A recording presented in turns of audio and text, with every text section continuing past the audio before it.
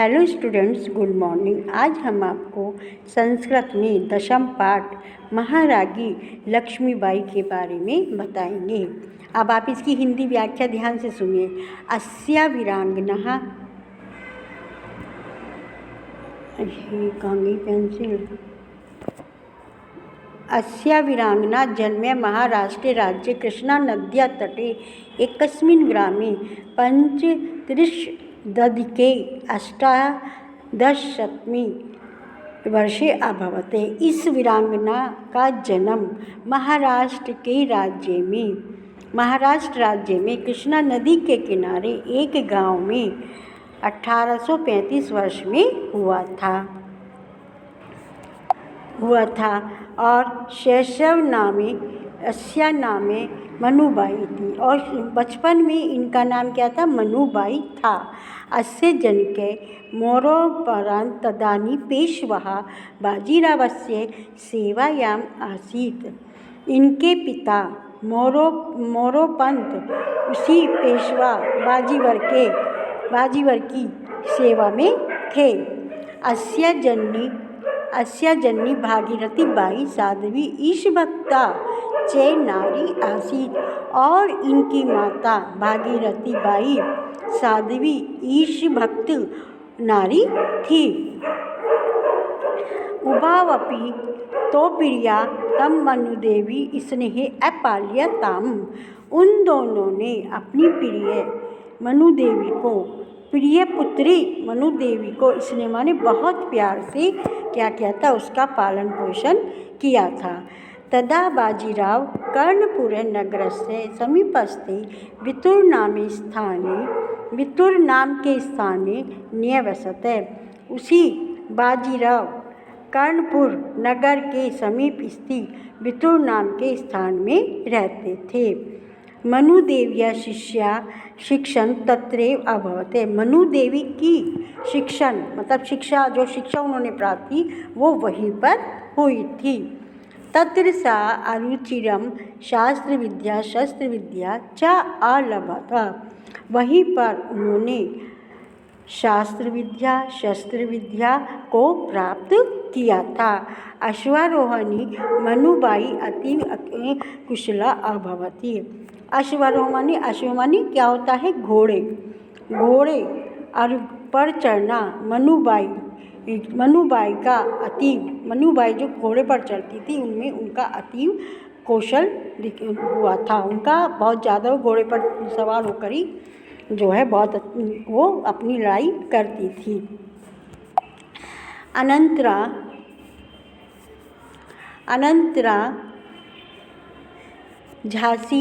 झांसी जनपदस्य नरेशे गंगाधरे मनुदया पाणिग्रहण अकरोत्।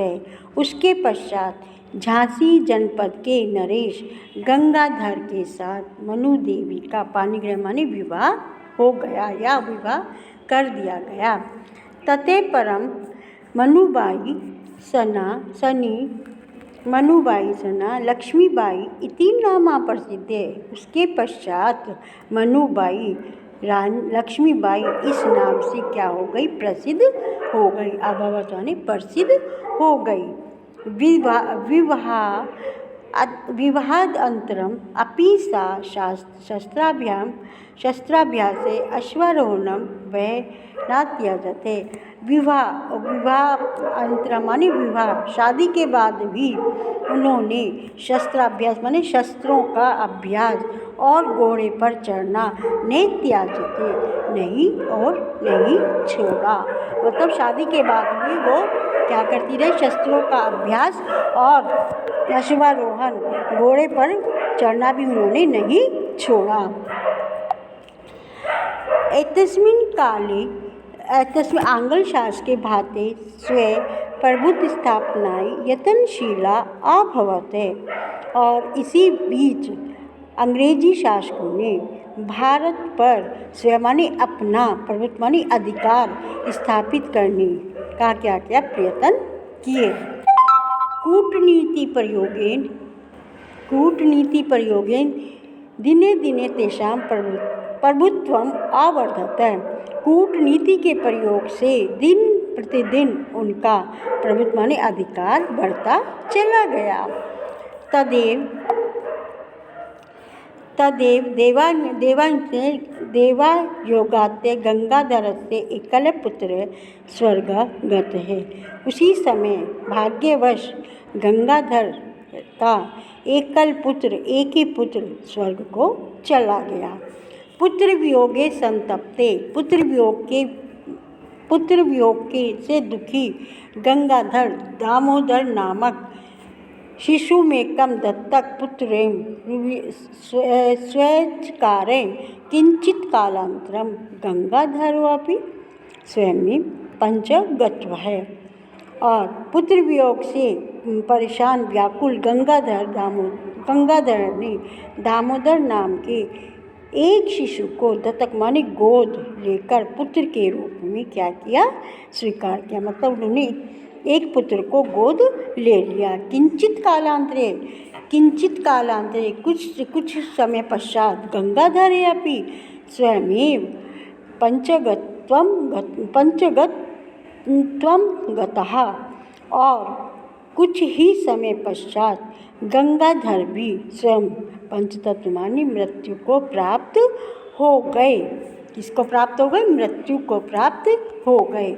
अब है अथेपति पुत्र वियोगे नितरां संतप्तापि राज्ये सधैर्यं राज्यस्य शासनसूत्रम आधार्यते। उसके पश्चात पति और पुत्र के वियोग से निरंतर लगातार दुखी होने पर भी रागी माने रानी ने अपने सधैर्य से यानी कि रानी लक्ष्मीबाई ने धैर्य के साथ राज्य के शासन सूत्र को धारण किया। किसको धारण किया? शासन सूत्र को धारण किया बड़े धैर्य के साथ। अच्छा, अस्य शासनकालीन प्रजा सर्वथा सुखम आभजन। उनके शासनकाल में प्रजा हमेशा सुख को प्राप्त होती थी, सुख को प्राप्त करती थी। हाँ, आज आप इतना ही देखिए बच्चों। अब मैं आगे कल इसकी हिंदी और कराऊंगी। आप लोगों को ये समझ में आ गया होगा, सो आप इसको एक बार अपने आप भी पढ़ें और समझें। और यदि आपको नहीं समझ में आता है तो आप फिर दोबारा कॉल करके पूछ सकते हैं, और मैं फिर इसकी हिंदी आपको सेंड कर दूंगी। आप लोग अच्छी तरीके से पढ़िए, और ये पार्ट आपके लिए बहुत इम्पॉर्टेंट है, और आपके आने वाले टेस्ट में भी ये वाला पार्ट आएगा। सो आप बहुत ध्यान से इसके शब्दार्थ मैंने कल सेंड किए थे, आप लोगों ने कर लिए होंगे। आज मैं पार्ट पढ़ा रही हूँ, और अभी थोड़ी देर बाद इसके क्वेश्चन मैं आपको सेंड करूँगी। सो आप ध्यान से इसे पढ़ें, और साथ के साथ आप याद करें, और अपना काम भी ग्रुप में भेज दें। धन्यवाद।